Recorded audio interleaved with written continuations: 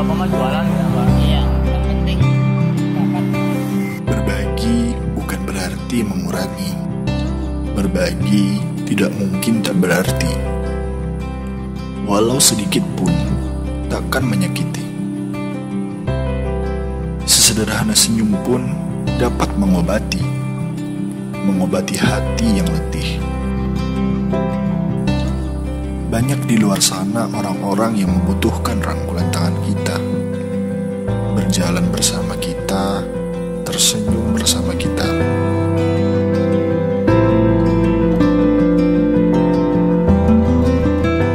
Kita doakan semoga sukses dan bisa lancar dari ilmu. Semoga Tuhan beri rezeki yang banyak. Saya doakan semuanya diberi kesehatan, panjang umur, selamat di akhirat.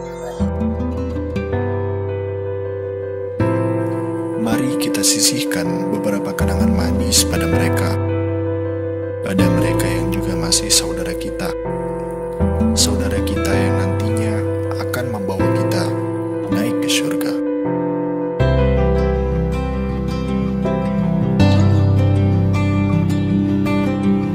Hidup lebih berkah dengan sedekah bersama Rumah Sedekah Nahdlatul Ulama.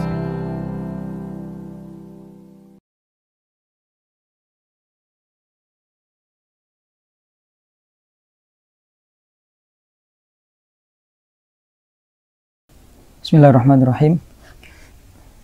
Alhamdulillahirabbil alamin, alhamdulillahi wa kafa, wassalatu wassalam ala nabiyyinal mustafa sayyidina Muhammadin wa ala alihi wa ashabihi ahla sidqi wal wafa. Amma ba'd. Alhamdulillahirabbil alamin. Pada malam hari ini kita memulai kajian tarikh ya. Yang mana tarikh ini merupakan salah satu objek yang paling banyak dibahas di dalam Al-Qur'an. Nah, ada beberapa orang yang berpendapat bahwa belajar tarikh itu membosankan. Itu pertama. Belajar tarikh itu buang-buang waktu. Jadi saya mendapatkan banyak atau beberapa pendapat ya tentang orang-orang yang mungkin menyibukkan dirinya belajar di bidang-bidang yang lain, tetapi untuk di bidang tarikh biasanya sering terlewatkan. Padahal paling banyak objek, mulai dari asbab turunnya Al-Qur'an, ya kemudian kisah-kisah yang kemudian memunculkan syariat, bahkan sampai ada kitab Tarikh Tasyri' Al-Islami. Di situ kan menjelaskan tentang sejarah pensyariatan suatu hukum. Mengapa khomer itu diharamkan, mengapa judi itu diharamkan, itu ada tarikh tasyri'nya, ada sejarah pensyariatannya. Bahkan setiap perbuatan Nabi Muhammad, ucapan Nabi Muhammad, itu semua merupakan sejarah yang harus dipelajari, yang harus dikaji, yang pada dasarnya nanti itu merupakan contoh yang akan kita laksanakan dalam kehidupan sehari-hari. Nah, apabila kita tidak mengetahui kisahnya, otomatis kan kita istilahnya mau mencontoh siapa gitu kan, karena dari ceritanya saja kita tidak tahu.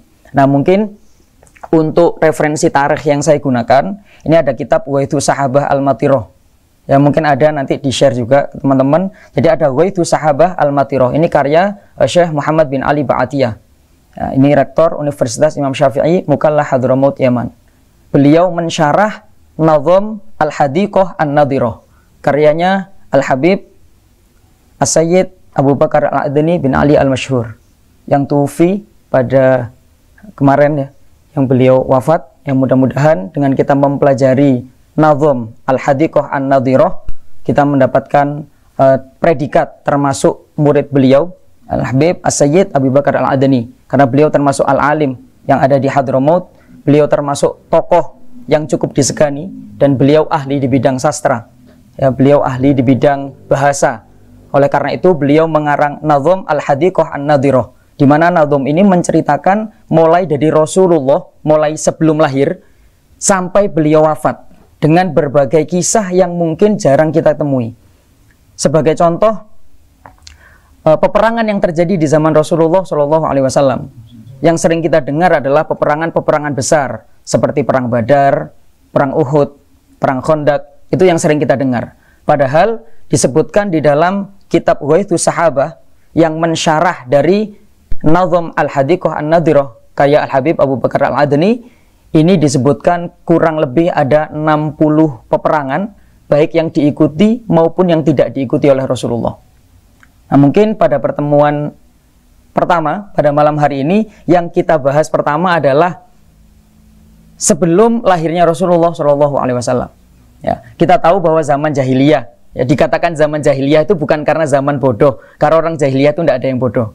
Disebut jahiliyah itu karena akhlak, ya, karena orang-orang tidak mengenal akhlak, tidak mengenal aturan dalam tata hidupnya, tidak mengenal aturan, sehingga disebut jahiliyah. Kalau dibilang jahiliyah itu karena bodoh keilmuan, maka bisa dibantah, karena banyak sekali orang-orang zaman dulu sudah sangat pintar dalam bersyair. Bahkan sebelum Islam itu ada, sebelum Rasulullah itu lahir, orang-orang Makkah, orang-orang kafir Quraisy kita menyebutnya, itu sudah ada perlombaan syair. Ya, sudah ada keilmuan-keilmuan yang jauh sebelum Islam itu ada. Oleh karena itu jahiliyah ini lebih ke perilaku, lebih ke perbuatan, ucapan orang-orang jahiliyah itu sendiri yang tidak menggambarkan akhlak-akhlak yang kemudian akan dibawa oleh Nabi Muhammad SAW. Mungkin sedikit ya, kalau mungkin kita sering membaca Maulid Diba, sering kita baca Maulid, sering sekali kadang baca Maulid Habib Ali Al-Habsyi, ya, mungkin baca Al-Barzanji dan seterusnya. Saya di sini akan mengutip sedikit, yang mana sebelum lahirnya Rasulullah itu banyak sekali mukjizat-mukjizat.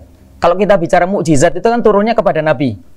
Ya, kalau sebelum jadi Nabi itu namanya irhasot. Ya, tapi di sini sudah dari awal ditampakkan kemegahannya, ditampakkan anugerah Allah bahwa Nabi Muhammad sebelum lahir pun sudah banyak mukjizat yang nampak di muka bumi. Ya, mungkin yang sering dibaca ketika sebelum mahalul qiyam, ya, fahtazal arsyu taraba wastibasyara. Nah, ini kan menunjukkan salah satu dari kemukjizatan yang diturunkan oleh Allah Subhanahu wa taala sebelum atau menjelang kelahiran Nabi Muhammad. Fahtazal arsyu, ya, arsy-nya Allah itu ihtazza, bergetar, ya. Taraba wastibasyara. Kenapa toroban? Karena arsy-nya merasa gembira akan lahirnya Nabi Muhammad. Wastibasyara, dan merasa mendapatkan kabar gembira yang tidak pernah didapatkan sebelumnya. Nah, ini baru pertama. Ini menjelang, jadi Rasulullah belum lahir, tapi tanda-tandanya sudah muncul. Ya, fahtazal arsyu taraba wastibasyara wazdadal kursiyyu haibatan wa waqara, dan bertambahlah kursinya Allah. Nah, kursi di sini kalau akidah Ahlussunnah wal Jamaah itu kekuasaan. Apa-apa yang diciptakan oleh Allah ini merupakan kursi. Ya, sama dengan di ayat kursi, wasi'a kursiyyuhus samawat. Ini kan menunjukkan kursi itu bukan makna kursi secara harfiah, tapi kursi bermakna kekuasaan, ya, yang Allah miliki. Wazdadal kursiyyu haibatan. Kewibawaan kekuasaan Allah itu semakin bertambah dengan menjelang kelahiran Nabi Muhammad SAW. Tidak hanya wibawa, tapi wawakoro, ketenangan yang ada di muka bumi. Ya, diceritakan banyak sekali di dalam kitab ini, mungkin nanti kita akan bahas. Ya, dedaunan yang jatuh pun terhenti, angin yang berhembus pun juga terhenti, api-api yang sedang menyala pun juga padam dengan kelahiran Nabi Muhammad. Nah, ini menunjukkan bahwa sangat istimewanya sosok yang akan lahir. Ya, betapa istimewanya. Tapi dengan ketawaduan Nabi Muhammad, beliau ketika dipuji, ya, beliau ketika disanjung, itu beliau sempat mengatakan, ana basyarum mithlukum. Ya, katakan Nabi, saya itu manusia seperti kalian. Nah, ini Rasulullah dipuji saja, beliau mengatakan, saya itu manusia, sudah nggak usah muji-muji saya. Nah, ini mungkin sedikit ya saya bahas sebelum melanjutkan, sebelum lahirnya Nabi Muhammad. Sedikit saya bahas bahwa Nabi Muhammad itu ketika beliau diutus menjadi Nabi, diutus menjadi Rasul, itu mulai disanjung, ya, bukan disanjung, ya, namanya seorang Nabi kan mendapatkan pujian yang luar biasa dari para sahabat. Kemudian beliau mengatakan, la tusayyiduni ala Yunus ibn Matta. Kata beliau, sudah nggak usah mensayyid-sayyidkan saya gitu. Ini salah satu dalil yang dipakai oleh aliran kanan, apa aliran kiri ya, yang mengatakan bahwa tidak boleh mengucap sayyidina itu. Ya, la tusayyiduni ala Yunus ibn Matta. Jangan kamu mensayyid-sayyidkan aku daripada Yunus bin Matta. Yunus itu nabi, saya juga nabi. Kalau kamu manggil Yunus itu tidak pakai sayyid, ya, maka manggil saya jangan pakai sayyid. Ini Rasulullah bilang begitu. Nah, ini awal mula kenapa aliran yang itu mengatakan bahwa sayyid itu bid'ah, sayyid itu haram. Kita tidak boleh pakai sayyid karena tidak ada tuntunan dari Rasulullah. Yang digunakan dalil ini. Padahal Di dalam hadis yang lain Rasulullah sudah menyatakan ana sayyidu waladi Adam wala fakhr, kata Rasulullah. Saya ini sayyidnya semua anak Adam, tapi tidak sombong ya. Wala fakhr itu bukan meninggikan diri, tapi menyampaikan bahwa Rasulullah pada saat awal diutus jadi Rasul, kenapa kok ngomong latu sayyiduni? Itu karena beliau belum tahu bahwa beliau adalah afdolul anbiya. Itu belum tahu. Ini Imam Nawawi yang bahas ya. Itu pertama karena ketawaduan beliau. Kedua, beliau belum tahu bahwa beliau itu memang Sayyidul Anbiya. Bahkan seandainya ada Nabi atau Rasul yang masih hidup ketika Rasulullah diutus menjadi Rasul, maka wajib beriman kepada Nabi Muhammad dan meninggalkan ajaran yang berikan kepada Nabi-Nabi yang sebelumnya. Ya, makanya di Al-Quran disebutkan liyudhirahu ala dini kulli huwaladzi arsala rasulahu bil huda. Dialah Allah yang mengutus Rasulnya yaitu Nabi Muhammad bil huda dengan Al-Quran. Nama lainnya Al-Huda. Ya. Wa dini kulli, dan agama seluruhnya apa? Liyudhirahu ala dini kulli ya. Liyudhirahu ala dini kulli. Untuk bahasa tafsirnya untuk mengoreksi. Bukan hanya menampakkan tapi mengoreksi agama-agama yang sebelumnya. Nah, oleh karena itu ketika turunnya Al-Qur'an, maka apa yang ada di dalam Injil, apa yang ada di dalam Taurat itu semuanya tidak berlaku. Sudah direvisi ya, diamandemen bahasanya dengan turunnya Al-Qur'an. Nah, ini supaya tidak menjadi tanda tanya ya, karena selama ini kenapa sih asal usulnya kemana kok sayyidinanya tidak boleh, itu kenapa itu. Nah, akhirnya disebutkan di sini. Nah, itu yang pertama. Kemudian Rasulullah disebutkan ya, mungkin saya lanjutkan. Jadi dalam ayat, dalam teks ya, sebelum mahalul qiyam biasanya dibaca dalam Maulid Ad-Dibai itu fahtazal arsyu taraba wastibsyara wazdadal kursiyyu haibatan wa waqara wamtala'atis samawati anwara. Bahwa langit itu dipenuhi dengan cahaya-cahaya yang terang. Padahal Rasulullah itu lahir Qubailal Fajr. Rasulullah lahir itu ya, kalau Qubail itu berarti sebelumnya sedikit. Ya, kalau Qoblal Fajr itu masih bisa dini hari, jam 1, jam 2 itu dini hari, itu Qoblal Fajr. Tapi kalau Qubailal Fajr itu ibaratnya subuh kurang beberapa menit. Tapi kan belum ada sholat subuh ya. Jadi kurang beberapa menit itu langit itu terang, tapi masih gelap. Ya. Orang kadang kita selesai sholat subuh saja masih gelap ya. Nah, ini diceritakan wamtala'atis samawatu anwaro. Bahwasanya langit itu dipenuhi dengan cahaya, sangat terang. Bahkan di dalam kitab Ghaithus Sahabat disebutkan seperti waktu siang. Saking terangnya menjelang kelahiran Nabi Muhammad sallallahu alaihi wasallam. Wa dhajjatil malaikatu tahlilan wa tamjidan wastighfaro. Dan para malaikat bergemuruh. Ya, apa yang diucapkan oleh para malaikat? Tahlilan, mengucap tahlil, wa tamjid, dan memuji Allah, wastighfaro, dan membaca istighfar. Ini menjelang kelahiran, mengiringi kelahiran Nabi Muhammad ya, para malaikat bergemuruh dengan membaca zikir di hadapan Allah Subhanahu wa taala. Ini keistimewaan yang kita tidak boleh menganggap ini biasa-biasa saja. Ya, kalau kita menganggap ini biasa-biasa saja ya berarti apa bedanya Rasulullah dengan manusia yang lain gitu. Ketika Rasulullah mengatakan ana basyarum mislukum, iya memang, tapi ada ayat lanjutannya yuha, tapi bedanya begitu ya. Ilayya, bedanya Nabi Muhammad diberi wahyu, kita tidak diberi wahyu. Itu kata Rasulullah, sudah, saya itu manusia seperti kalian, tapi bedanya saya dikasih wahyu, kalian tidak. Itu ketawaduan Rasulullah di hadapan para sahabat ya, padahal beliau ini istimewa. Nah, kemudian ketika Rasulullah SAW menjelang lahirnya beliau ya, mungkin kan ketika biasanya kalau mahalul qiyam kan dibaca subhanallah walhamdulillah wala ilaha illallah wallahu akbar gitu ya. Walam tazal ummuhu taro anwa'am min fakhrihi wa fadli. Dan ibunya Sayyidah Aminah itu melihat anwa'an, bermacam-macam min fadlihi wa fakhri. Jadi apa? Dari fakhri ya, kemegahan yang Allah tunjukkan, wa fadli, dan keutamaannya Allah. Jadi yang dilihat itu. Jadi Sayyidah Aminah itu melihat banyak sekali menjelang kelahirannya karena tidak merasakan sakit. Ya. Karena Sayyidah Aminah tidak merasa sakit, yang dilihat hanya keistimewaan, sangat istimewa sekali dengan kelahirannya Nabi Muhammad. Min fakhri wa fadli ila nihayati tamami hamli, sampai sempurnanya waktu kehamilan Sayyidah Aminah. Ila nihayati tamami hamli. Falam mashtadda biha talqu, maka ketika Sayyidah Aminah merasakan, oh ini bayi sudah mau lahir. Bi'idni rabbil khalq, dengan izin Allah, zat yang sang pencipta, wadu'atil habib, maka Nabi Muhammad Shallallahu Alaihi Wasallam dilahirkan, ya, dilahirkan dalam kondisi apa? Wadu'atil Habib Shallallahu Alaihi Wasallam sajidan, syakiron, hamidan. 3. Mengapa di dalam Maulid Dibak disebutkan 3 hal ini? Yang pertama adalah sajidan. Ini bukan sekedar kalimat, karena memang Rasulullah SAW dilahirkan dalam kondisi bersujud. Ya, Nabi Muhammad SAW lahir tidak menangis. Laisa min aqdaril wiladah syai'un. Tidak ada bekas kotoran lahir sama sekali, tidak ada darahnya, tidak ada bekas apapun di tubuhnya Rasulullah, bersih, putih. Dan Rasulullah tidak menangis. Bahkan Rasulullah lahir dengan meletakkan keningnya itu di tempat beliau lahir. Jadi posisinya beliau memang sajidan, benar-benar bersujud. Setelah beliau bersujud, beliau terlentang, rafi'an yadaihi ilas sama. Beliau mengangkat kedua tangannya ke langit. Itu yang dikatakan syakiron hamidan. Jadi Kanjeng Nabi itu lahir kondisinya begini, kemudian beliau terlentang mengangkat kedua tangannya seperti orang yang sedang meminta berdoa kepada Allah. Itu maknanya syakiron hamidan. Ka'annahul badru fi tamamih. Seakan-akan Nabi Muhammad itu adalah al-badr, bulan purnama fi tamamih, yang sedang dalam kondisi sempurna. Ya. Maka kemudian kita mahalul qiyam, kita menyambut Rasulullah, ya. Kita sambut, kita niatkan bahwa kita menyambut kehadiran Nabi Muhammad SAW. Maka setelah selesai qiyam biasanya dibaca wa wulida SAW, ya. Maka telah dilahirkan Nabi Muhammad SAW. Apakah keistimewaannya berhenti di situ? Tidak. Makhtunam biadil inayah. Rasulullah itu dilahirkan dalam kondisi sudah terkhitan. Ya, biadil inayah, dengan pertolongan Allah. Ya, makhulam bikuhlil hidayah.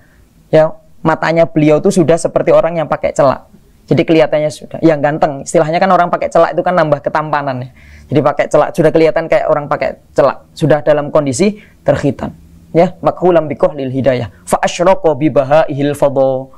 Maka kemudian alam itu cerah, ya, bibahaihi, dengan kewibawaan Nabi Muhammad. Dengan kehadiran Nabi Muhammad, alam itu ikut bahagia. Sehingga di sini terjadi yang awalnya gelap jadi terang.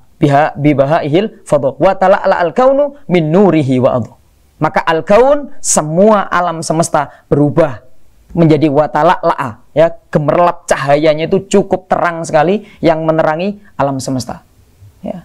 Wa tala'ala al-kaunu min nurihi wa adha wa dakhala fi aqdi bai'atihi kama dakhala fiha mammadha. Maka Nabi Muhammad SAW, dengan lahirnya Nabi Muhammad, maka disitulah bidayatul Islam. Islam dimulai dengan lahirnya sosok Nabi Muhammad bin Abdillah. Disitulah dimulai Islam yang sebenarnya. Dan beliau sebagai khataman nabiyyin, penutup para nabi, itu penentu, ya. Bahkan sampai sekarang Islam bisa menjadi sebegitu besarnya itu dengan awal kali perjuangan Nabi Muhammad SAW. Ya. Singkatnya, di akhir pada fasal itu kan disebut hatta uridu alal maradi'. Ditutup itu, ya. Di dalam fasal wa wulida sallallahu alaihi wasallam Muhammad itu hatta uridu alal maradi'. Sampai Nabi Muhammad bayi itu diserahkan kepada wanita-wanita yang menyusui Nabi Muhammad.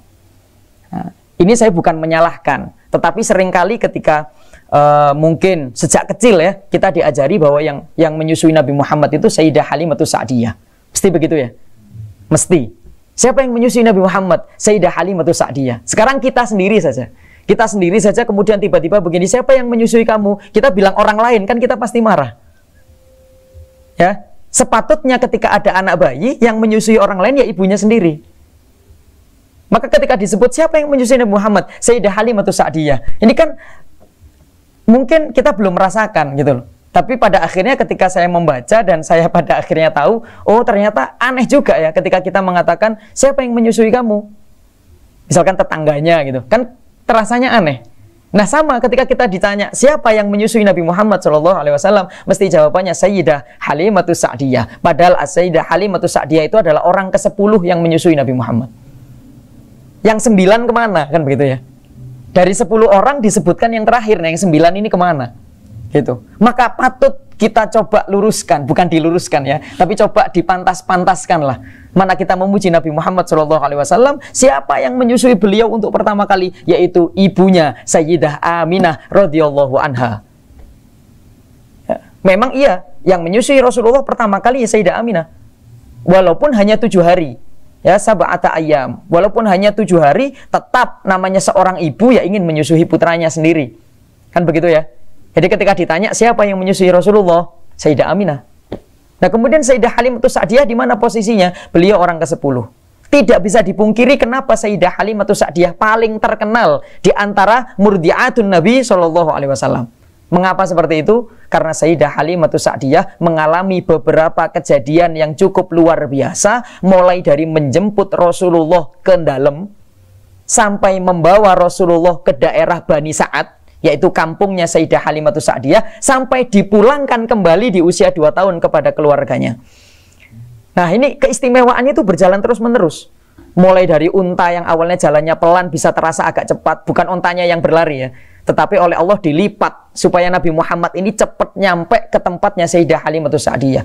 Tanahnya Sayyidah Halimatus Sa'diyah dan orang desanya Bani Sa'ad yang mengalami kekeringan ternyata kemudian menjadi hijau. Akhirnya banyak menghasilkan uang ya, jadi menghasilkan hasil-hasil panen di kampungnya Bani Sa'ad itu yang awalnya tandus, tidak bisa tumbuh. Dengan kehadiran Rasulullah, tanahnya menjadi hijau. Itu menjadi sumber penghasilan dari Bani Sa'ad pada saat itu.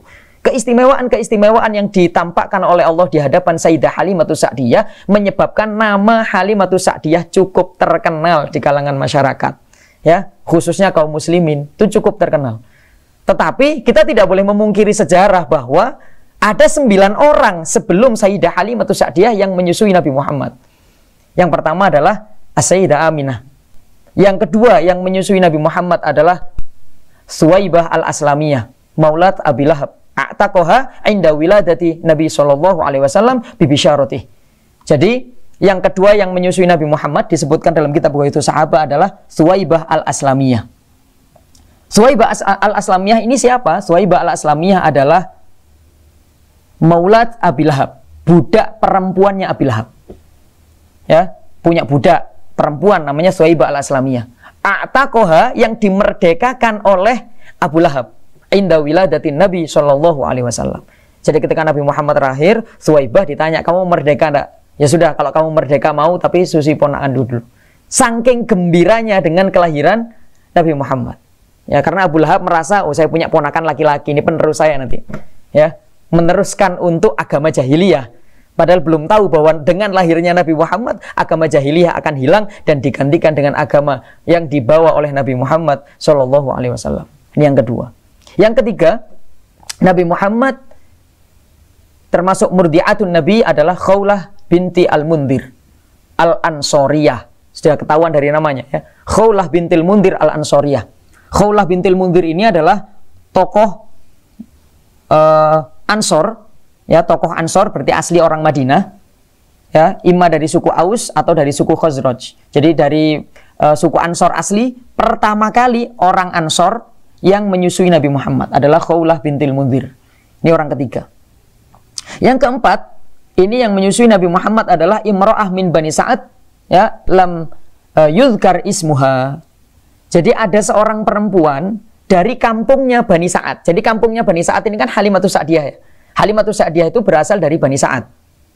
Tetapi sebelum itu, jadi Halimatus Sa'diyah mendapatkan informasi dari tetangga-tetangganya, dapat info dari beberapa orang. Halimah, sebelum engkau menyusui Muhammad, sebenarnya ada seorang perempuan lagi dulu dari kampung ini, dari Bani Sa'ad, dari suku Bani Sa'ad yang menyusui Rasulullah. Ya, dalam hal ini penyebutannya kan menyusui Muhammad, cuman kan tidak pantas ya. Ya, menyusui Rasulullah. Siapa namanya? Ternyata sudah tidak terdeteksi.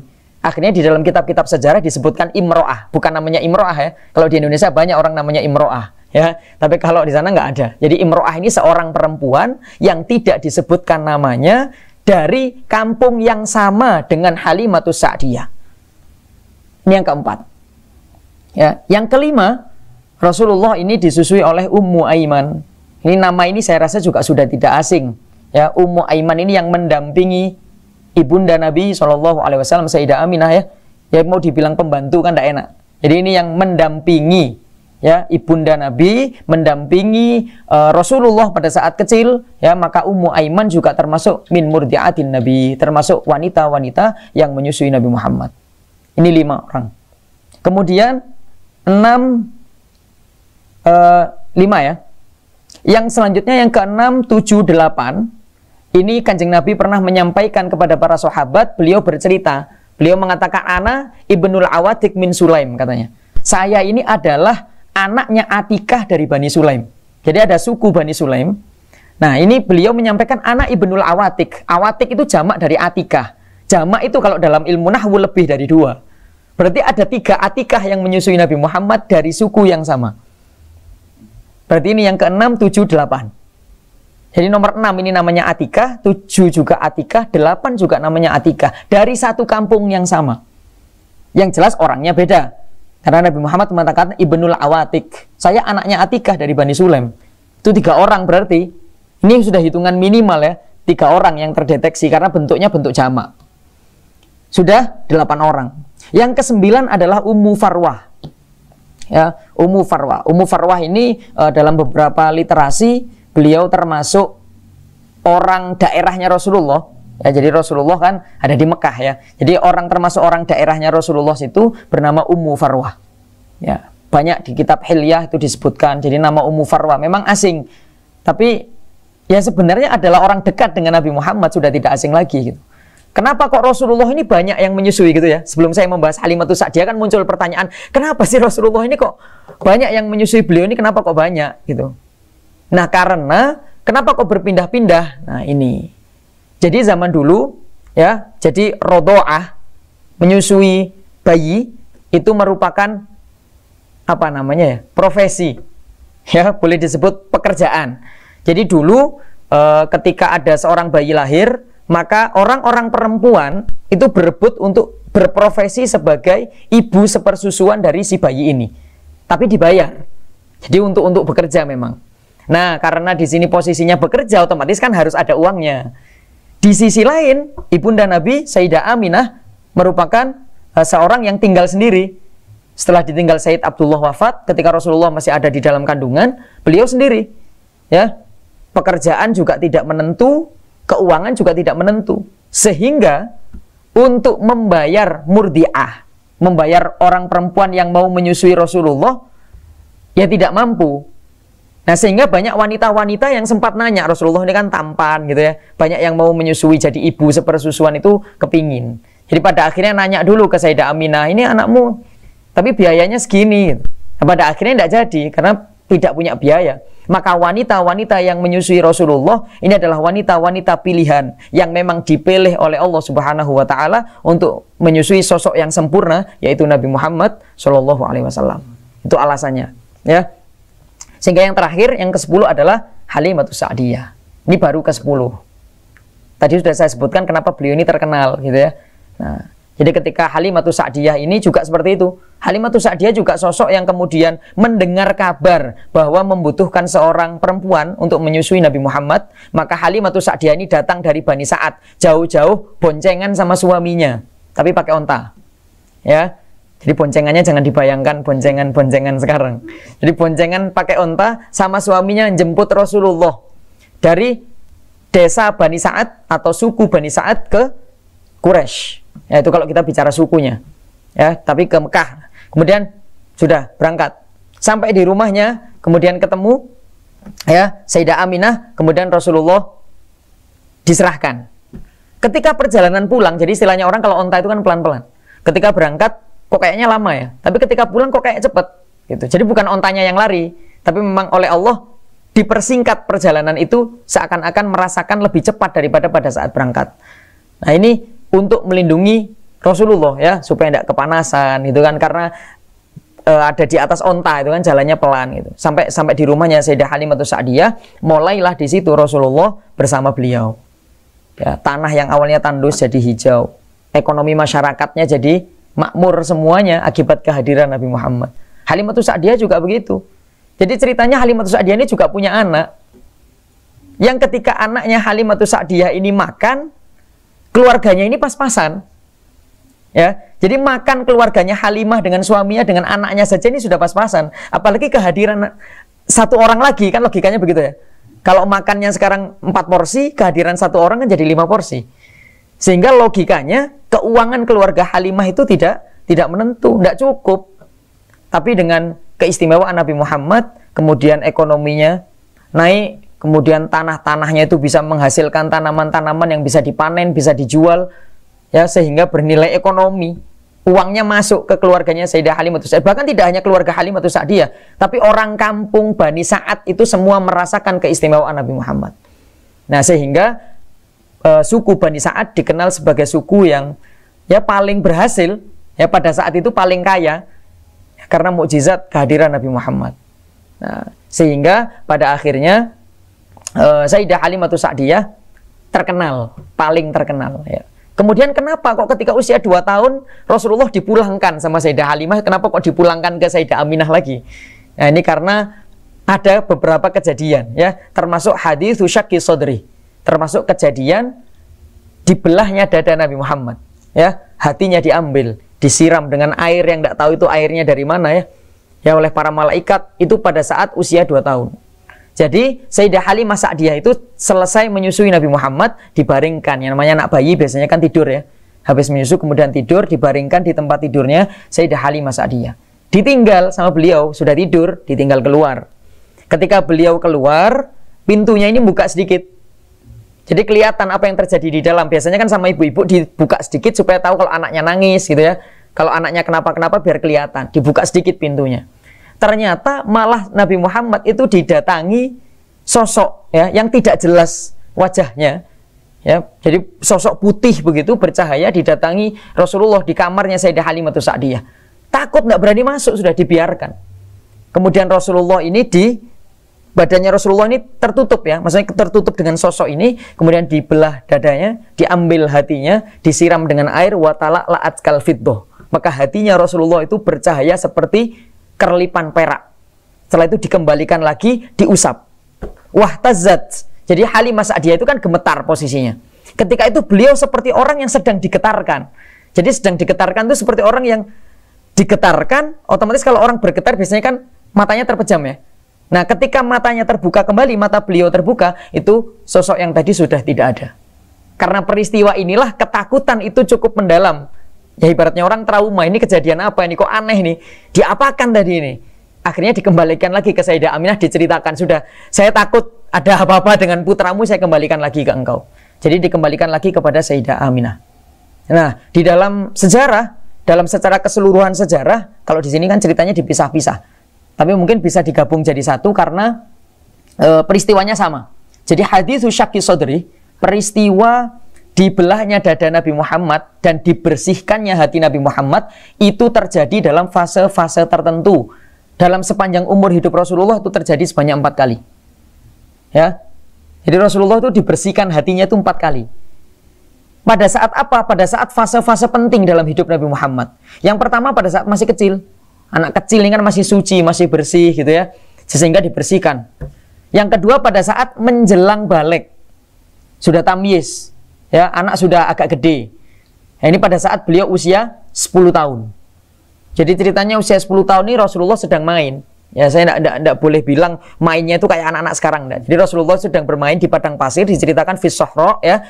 Jadi beliau main di padang pasir. Kemudian setelah itu beliau ini sendiri main di padang pasir. Tiba-tiba didatangi rojulan, 2 orang. Faja'a rojulan, 2 orang ini datang, tiba-tiba berdiri di belakang Rasulullah. Anak kecil kalau main pasir kan duduk ya. Kemudian tiba-tiba di belakang Rasulullah ini ada 2 orang yang berdiri. Nah setelah ini 2 orang berdiri, yang satu tuh ngomong, ya, hadza huwa katanya. Yang satu ngomong sama temannya, ini dia anaknya. Berarti benar, Rasulullah sudah sadar loh, berarti saya ini yang dimaksud. Karena yang di sini hanya ada saya, kata Rasulullah. Tapi di dalam hati ya beliau sudah sangat takut, beliau cukup ketakutan pada saat itu, ya, sehingga beliau hanya cukup diam. Ternyata yang satu tiba-tiba megang tubuh Rasulullah, kemudian dibaringkan tubuh Rasulullah.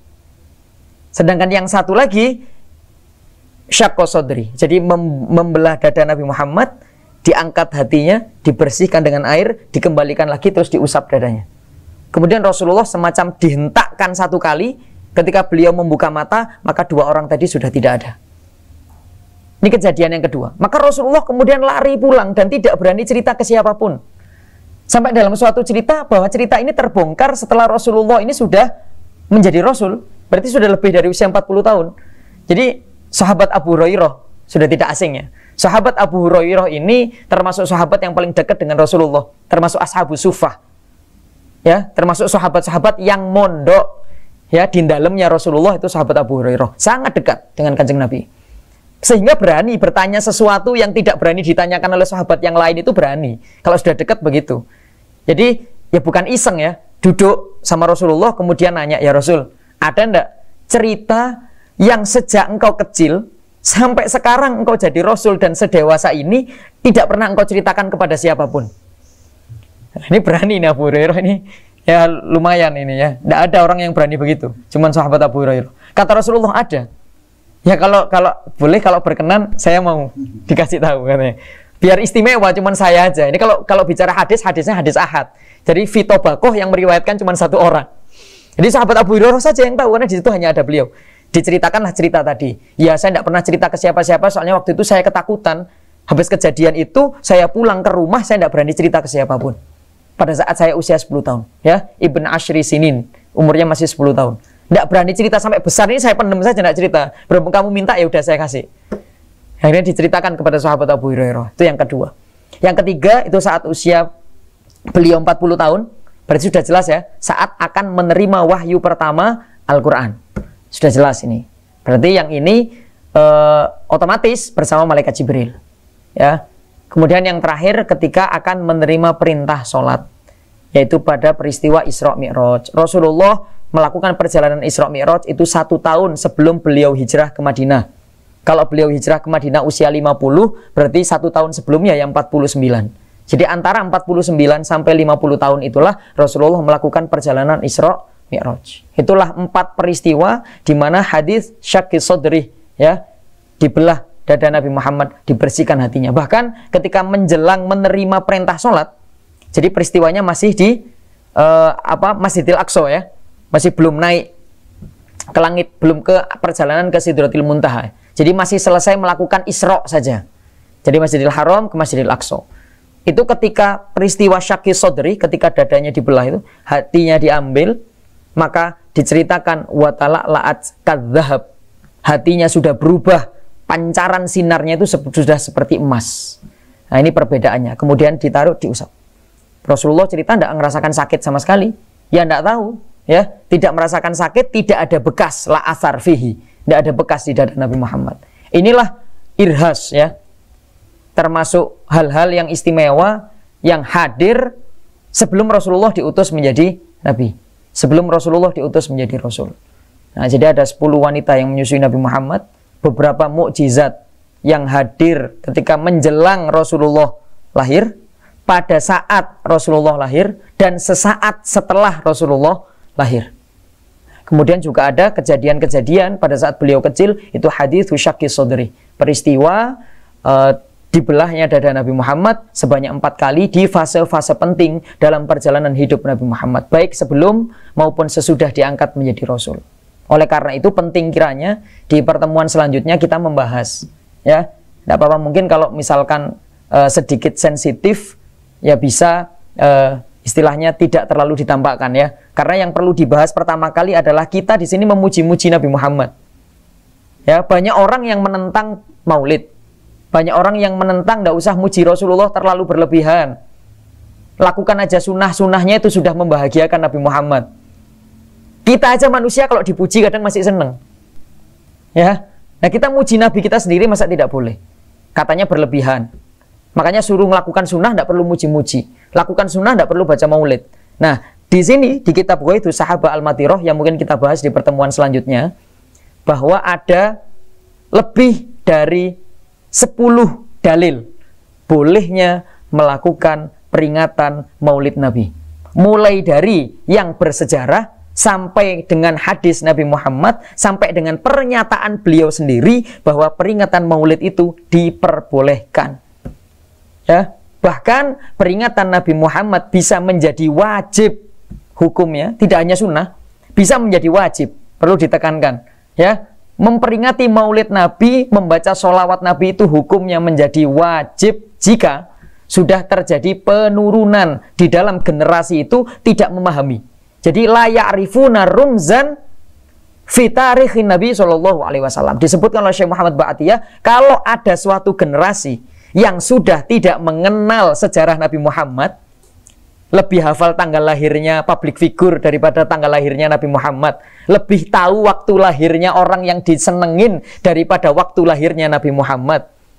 Ya, bahkan disuruh menyebutkan nasabnya Nabi Muhammad saja mungkin tahunya hanya Muhammad bin Abdullah. Ya, bin Abdul Muthalib lah. 3. Ya, pahamnya di situ. Padahal yang mu'tamad kita sampai bin Ma'din bin Adnan. Kita harus menyebutkan itu sampai Adnan untuk jalur dari ayahnya Nabi Muhammad. Nah, ini lebih hafal nama yang disenengin sama keluarganya, sama tanggal lahirnya, warna kesukaan, ya, sampai ukuran baju itu tahu semua. Karena sudah terlanjur cinta. Ya. Tetapi Rasulullah ngaku umatnya Rasulullah, saya umatnya Rasulullah. Saya cinta sama Rasulullah. Ya, berapa wanita yang menyusui Rasulullah? 1. Ya. Nah, ini kan berarti perlu banyak yang dikenal. Ketika ada suatu generasi yang sudah la ya'rifuna Ramzan, sudah tidak tahu rumusnya, sudah tidak tahu kaidahnya tentang sejarah Nabi Muhammad, maka wajib hukumnya peringatan Maulid. Ya, menjelaskan sejarah Nabi Muhammad itu wajib. Supaya orang-orang, anak-anak khususnya, generasi-generasi selanjutnya itu tahu, bahkan tidak hanya tahu, tapi hafal dan mengerti dan disebarkan. Karena sejarah Rasulullah tidak boleh mati. Tapi sekarang lebih paham sejarah yang lain, ya, sejarah kemerdekaan Indonesia itu juga penting, ya. Tetapi ada jauh yang lebih penting karena at-ta'assub, fanatisme itu tidak boleh dilakukan kecuali fanatik kepada Nabi Muhammad SAW. Ya, mungkin di pertemuan selanjutnya kita membahas tentang dalil-dalil bolehnya Maulid. Nanti bagaimana hukumnya mahalul qiyam itu bagaimana dibahas juga. Kenapa Maulid itu diharuskan? Kapan Maulid itu menjadi sunnah? Kapan Maulid itu wajib? Kapan Maulid itu haram? Bisa ya? Bisa juga. Bukan karena Maulidnya yang menyebabkan haram, tapi perilaku orang-orang yang memperingati Maulid itulah yang menyebabkan keharaman dari peringatan itu. Ya, mungkin pertemuan hari ini saya cukupkan dengan pembahasan hari ini. Mudah-mudahan bisa memberikan manfaat buat kita semua. Mudah-mudahan semakin menambah rasa cinta kita kepada Nabi Muhammad SAW sehingga menjadi penyemangat, ya, dalam mungkin kita sama-sama. Saya juga belajar untuk menuntut ilmu, sama-sama belajar untuk mengikuti, ya, ajaran Nabi Muhammad SAW. Ya. Mungkin itu yang dapat saya sampaikan. Wa'alafu minkum. Subhanakallahumma wa bihamdika asyhadu an la ilaha illa anta nastaghfiruka wa natubu ilaik. Rabbana taqabbal minna faqabbalna bisirril Fatihah.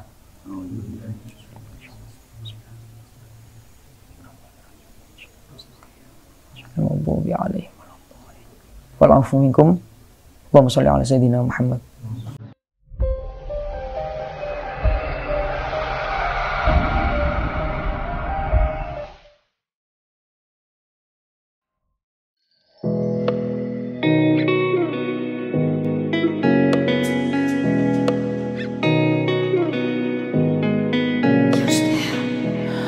Sore hari ini kita akan berkunjung ke rumah korban kebakaran yang kebetulan ini mirisnya satu keluarga penjual bubur yang korban kebakaran karena gas LPG.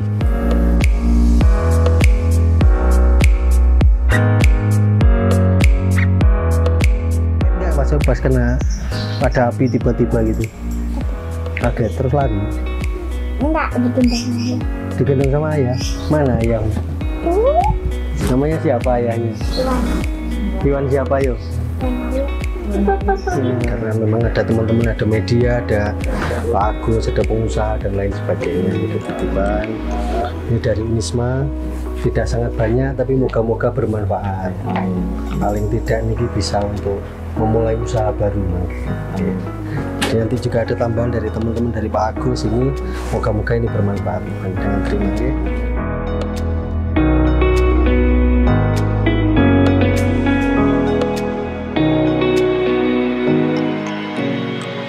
Terima kasih Bu Sadi.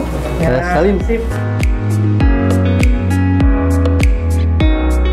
Yang kita berharap semoga itu bisa bermanfaat dan yang paling penting bantuan ini bisa menumbuhkan semangat yang bersangkutan untuk kembali bangkit, bekerja, bangkit untuk mencari bekal untuk ibadah kepada Allah Subhanahu wa Ta'ala.